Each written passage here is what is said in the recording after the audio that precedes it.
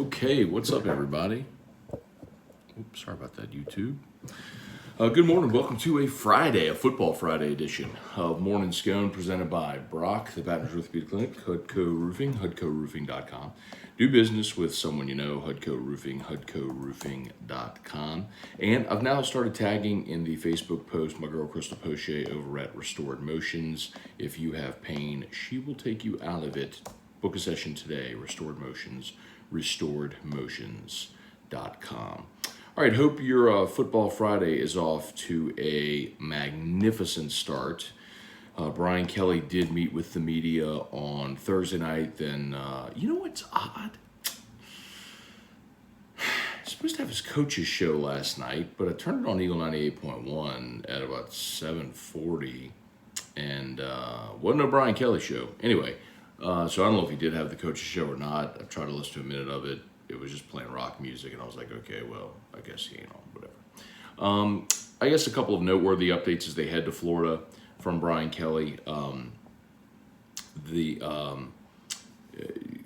of gave an update on Major Burns and Seven Banks. Said both guys are kind of practicing a little bit on the same time frame. You're working on scout team. So obviously not going to be doing any hitting, but starting to build up, which is good. Severmonte Goodwin could be back as early as next week, which is great news. When he got hurt against New Mexico, that hamstring knee injury, it looked bad on the field, clearly was, but if they're able to get him back for Ole Miss next week, that'd be great. I mean, obviously, it'd be a huge addition to the running game to have your best running back out there. So see if they get Armani Goodwin back next week, but they won't have him this week, Saturday, for Florida. We'll say some good mornings here. As far as the Saints, good news, Chris Olave practiced yesterday. It's weird that so much of the conversation around both teams, really, certainly around the Saints, has been, all right, let's start with an injury report, because it's just, you had 14 guys on the injury report. By contrast, the Bengals had 5. So this is the injuries last year as well, but carrying into this year have just been awful. Jameis did practice again. My guess is they go Andy Dalton this week, as they should. Until Jameis is ready to be a full participant all week, I don't think you can go back to him. But big opportunity for the Saints, man. You're sitting there at 2-3, and you're going to have two games in 5 days, because you go Sunday and then quick turnaround to play Thursday on the road in Arizona. 2 games in 5 days, your entire season could dramatically change one way or the other. You could either win them both and be 4-3, be above 500. You could lose them both and be 2-5, and essentially your season's over. You could split them and kind of be in the same place where you are, just a little more urgency as you get to the middle of your schedule. So. Really important stretch for the Saints coming up as well. So, all right, y'all, we'll say some good mornings here. As always, do me a favor, if you are on YouTube, smash that like button. Please subscribe up to the Matt Moscona channel if you haven't done so yet. If you are on Facebook, please like the Matt Moscona page and share the post. We do appreciate you as always. Okay, let's say some good mornings here. Ryan Mandagidry, David Coslin, what's up? Reagan Lee, would you pick Tennessee this weekend? Reagan, I did pick Tennessee this weekend on Scone and T, and I'm going to pick Tennessee again today on AFR because I think one of two things is going to happen. Either they start Jalen Milroe, Alabama starts Milroe, and with him at quarterback, they're not dynamic enough offensively to keep pace with Tennessee, and he turns the ball over, as he's shown. Or they start Bryce Young, who is not going to be 100%. Keep in mind, he's got that same sprained AC joint that TJ Finley has. That's kept him out for a month. And he's still not ready to go. You could tell me Bryce Young with 2 weeks is going to be ready to go in this game. So, even if you try to give him an injection to numb it, I mean, how accurate are you going to be when your throwing arm is numb? You play Bryce Young, I think he's an ineffective Bryce Young. So, no, man, I like Tennessee. I think Tennessee wins the game. I do. And I know that's a popular pick right now. A lot of money's come in on Tennessee, which is why the line's gone from 7.5 down to 7, and it'll probably keep dropping closer to kickoff. But yeah, I'm picking Tennessee to win the game. Yes.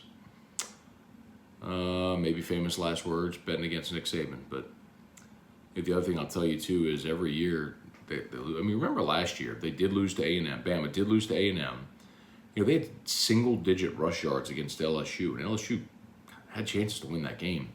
And then Auburn as well, man. Tank Bigsby, if he didn't go out of bounds, Auburn beats Alabama last year. So, and that wasn't like any dramatic thing. It's like just stay in bounds and run the clock with a minute left in the game.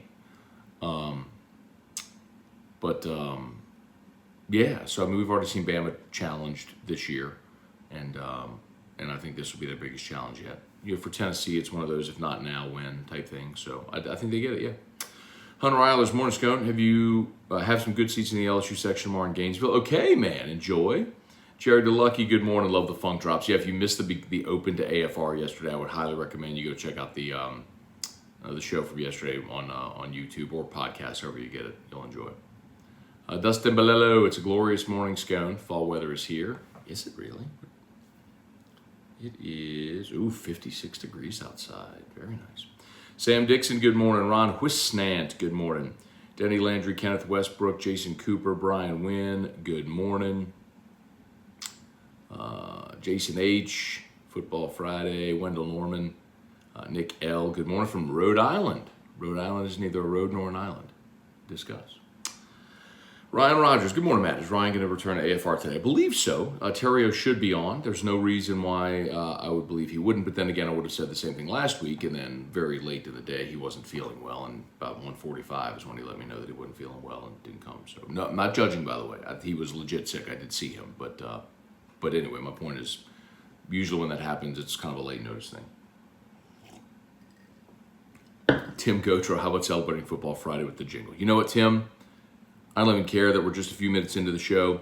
Ask and you shall receive. Seek and you shall find. Knock and it shall be opened unto you. When you need a roof, call someone you know. Scone and Terrio. All you need is Hudco. Call Hudco Roofing. 364. 1007.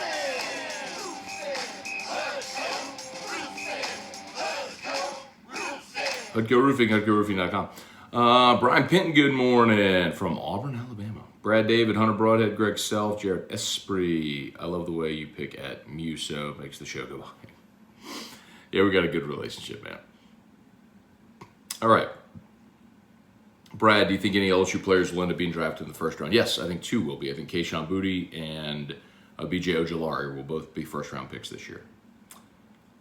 Nicholas Cantrell, Joseph Feltwell, good morning. Just smacked that like button, thank you.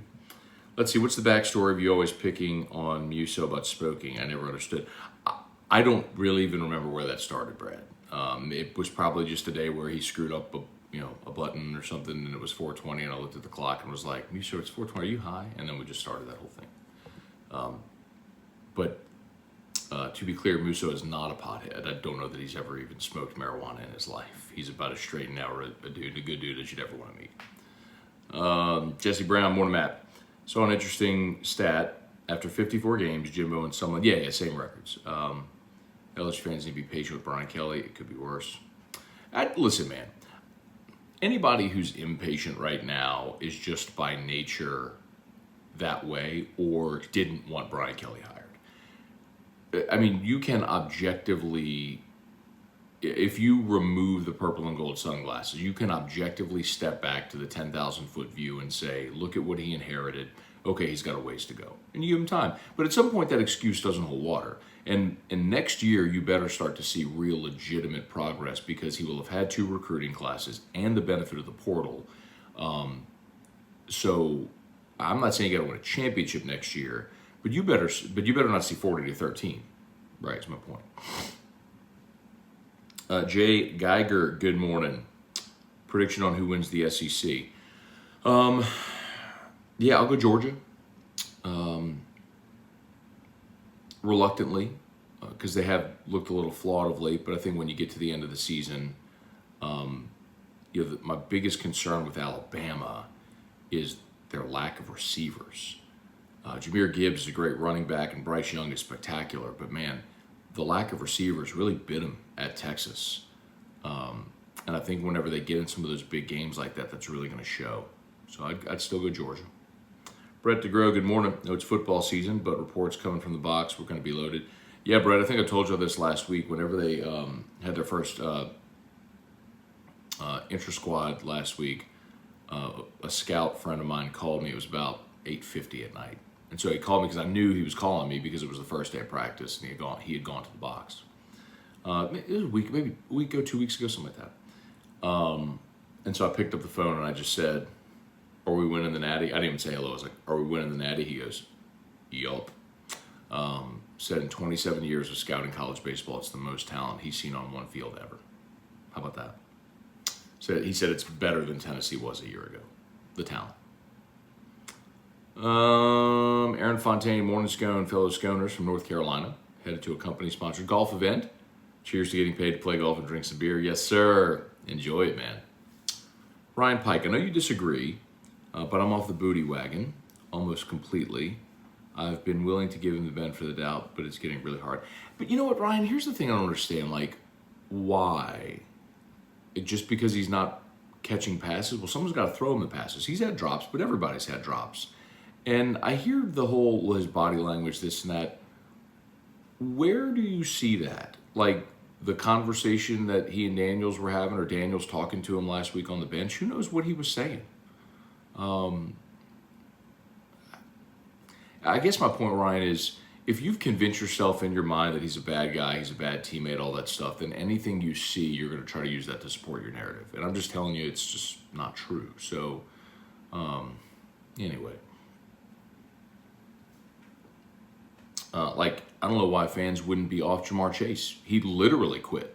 I mean, he literally opted out and quit on his team. Why aren't you mad at Jamar Chase? Because he's really good in the NFL.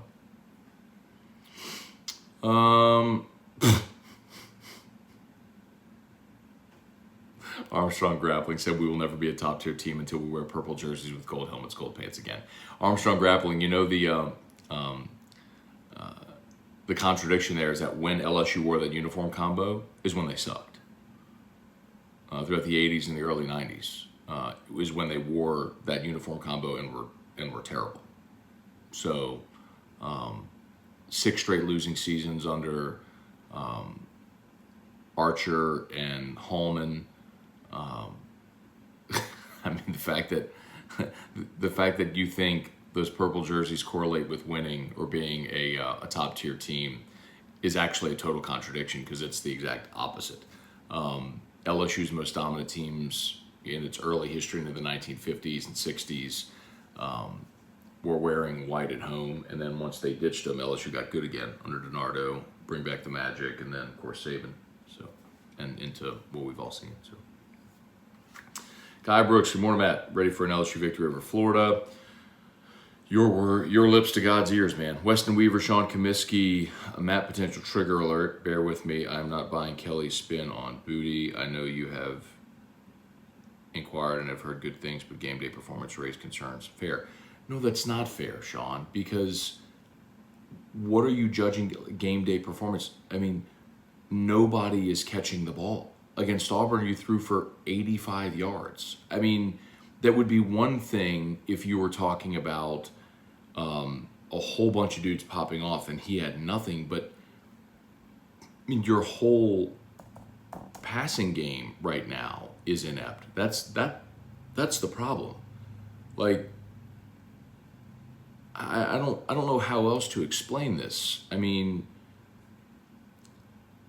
I'll look up the passing stats, or the receiving stats for LSU, but you know, Malik's your leading receiver with 370 yards, Brian Thomas with 223, Jure Jenkins with 170, Keyshawn with 130. I mean, Keyshawn's got 17 catches, Brian Thomas and Jure have 16. I mean, he's got your second most receptions on the team. He's second in receptions, fourth in yards. What are we talking about here? I mean, he's basically on par with Brian Thomas and Jure Jenkins. They're all what and what. Malik moving to the slot has been huge and has really been the favorite target for Jaden. So what are we talking about here? Like, that's what I don't.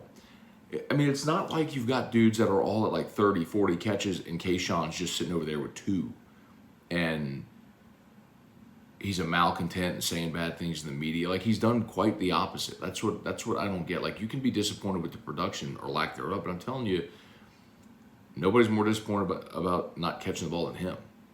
And you saying you don't believe Brian Kelly is exactly the point I'm making. It's you've convinced yourself of a narrative that you can't support, and you're just using any circumstantial or ancillary evidence to try to prove your point, which is just factually inaccurate. So it's like it's like why I hate conspiracy theories. It's impossible to be proven, and it's stupid to believe something that's like, well, just because I said so. Well, it's stupid. Like, that really makes me want to throat punch you. All right, anyway. Brian Arsenault sucks. The Coach's Show isn't broadcast live this year on TV or social media. All I can find has beat audio. Chase Pellegrin, Quentin Breakbill, good morning. Glenn Thomasy, morning, Matt. Thinking about the visit to the Swamp. This will be a very tough environment.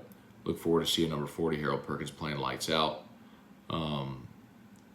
Hey, Glenn, should I copy your stats? 1 forced fumble, 2 sacks, 11 tackles. We come back and see how it goes tomorrow.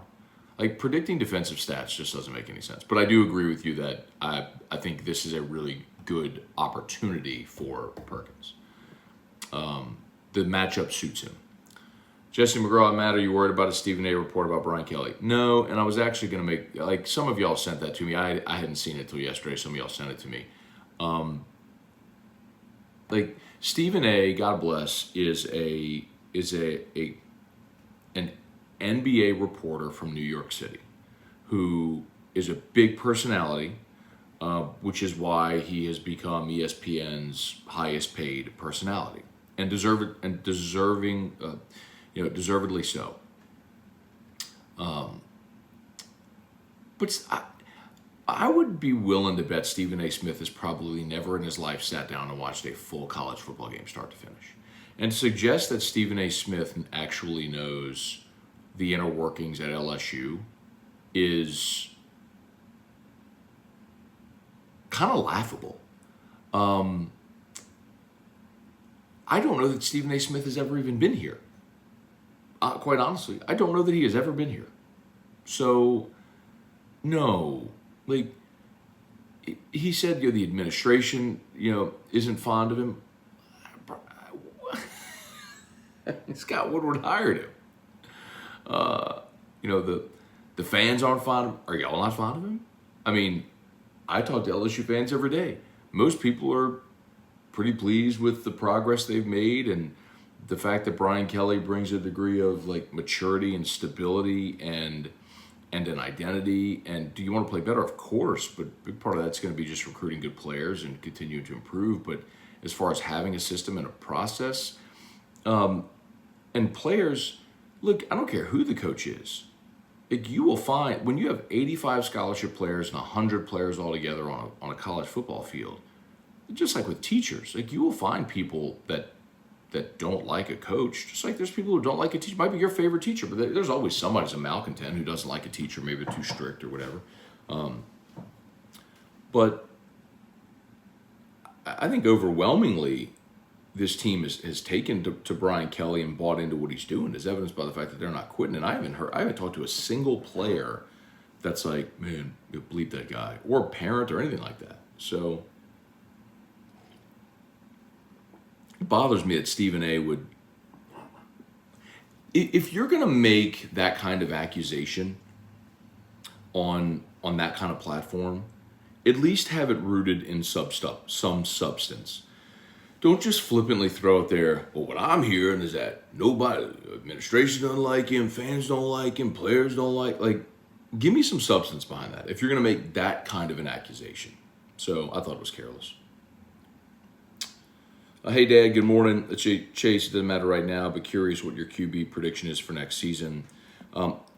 I think they're probably going to add another transfer. I mean, you've got to get deeper numbers. I mean, if Jaden leaves, which I think he will, you can't have just Nuss, Howard, and Collins. Like, you'll have to bring in somebody with starting experience. So I think somebody, would have to be added as well. Denny, I see LSU putting it together tomorrow, come out of the swamp with a win. Jeremy Sagely, good morning. Kelly Groves, Chris Keller. I don't want to hear all the BS if we lose to Florida. Everyone said we should have hired Napier. Yeah, I agree with you. Let that play out over time. Sam Dixon makes a lot of sense, Matt. Last weekend was the most one-dimensional Bama we've seen in a while. Chris Keller, cool seeing Drew with his sight words. Thank you, Chris. Yeah. If you missed, I posted a video of Drew reading his sight words. Very proud of him, man. I'm just a proud dad. So, Chad Hojnowski, good morning. Brian Wynn, before watching some college and pro football this weekend, go catch a high school game tonight in the area. Yep, plenty of good games tonight in the area. Trey Pontan, what's up? Chris Keller, I saw Marshall Loke committed to LSU yesterday. He was part of that Little League World Series team. Okay, cool. I hope I'm saying the name right. Henry Gordon Bennett, morning, Matt. Do you think we've given Brad Davis too much clout as an offensive line coach? There is talent there, and it brought talent from the portal. No real progression. Your thoughts? Yeah, listen, I think it's a good question because you're looking at 2 years now, and that's a unit that's really struggled. So here's the tricky part, Henry, and I'm not simply excuse making. Last year, remember, you returned everybody, and they really struggled in the early part of the season. But by the second half of the year, they had kind of really gotten his coaching, teaching, etc.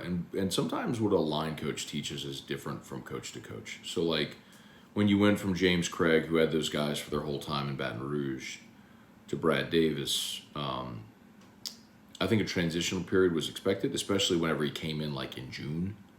It was like May or June. The really tough part is you lost everybody, right? I mean, you turned over your whole offensive line.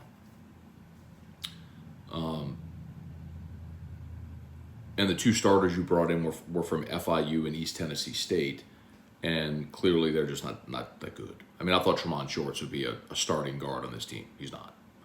And that's a problem, right? Whenever you'd rather play two true freshman tackles than any of your veteran guys, like that's a problem. So, when you were starting a center who had literally never played the position ever against Florida State, like that's a problem. So it indicates that the pieces you have weren't actually that good. So, getting them to settle on a starting five and getting those guys rep together, I think, is important. So, if you can get Dellinger back healthy, you continue to watch Campbell and Jones grow. And I think next year, Henry, long way of answering your question, next year you should look at it and say, you should see real progress. Because if you have Jones and Campbell back as your guard, as your tackles, Charles Turner back as your center, Bradford as your right guard, and Dellinger as your left guard, like you, in theory, should return your entire starting offensive line next year. And they should be really good. Because those are talented players. Tyler Alexander, good morning. Y'all still plan on getting a TV contract for AFR? Yes, that's being... we're going to have an announcement very soon about that, actually. So, yeah, should have that announcement soon. Hopefully. Brian Arsenault, who determines uniform combinations LSU wears? I know the home away light dark. I really dislike wearing white combo more than once a year. I agree with you. I hate the all whites. I think it's stupid.